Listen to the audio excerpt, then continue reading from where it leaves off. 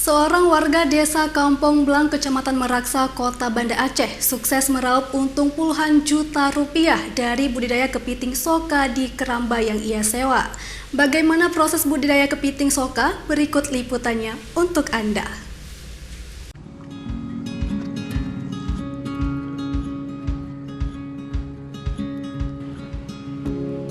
Budidaya kepiting soka atau lebih dikenal dengan kepiting lunak kini menjadi primadona bagi sebagian warga di Aceh. Salah satunya seperti dilakukan Ismadi, warga Kampung Blang, Kecamatan Meraksa, Banda Aceh. Setiap harinya Ismadi selalu datang ke keramba yang ia sewa untuk menyortir kepiting yang telah ia semai. Di keramba ini terdapat 2.000 lebih kotak yang berisi bibit kepiting soka. Kepiting ini selalu dipanen setelah 20 hari sejak disemai.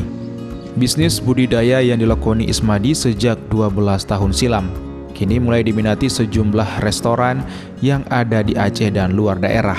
Bahkan dalam sebulan ia mampu meraup untung mencapai puluhan juta rupiah. Sudah 4 tahun. Sudah 4 tahun. Ya. Bibitnya dari mana nih Bang? Bibitnya dari Pandelabu. Selama budidaya bibit kepiting ini, apa kendala yang paling berat dihadapi oleh petani? Kematian. Oh, faktornya kenapa? Faktornya cuaca kadang nggak tentu, Pak. Kalau untuk pemasaran sendiri Bang, selama ini seperti apa? Pemasarannya bagus. Ke mana kita kirim Bang? Ke Medan. Ke Medan Mas? Iya. Medan. Untuk harga jual yang ditawarkan Ismadi berkisar antara 120 hingga 130 ribu rupiah per kilogramnya.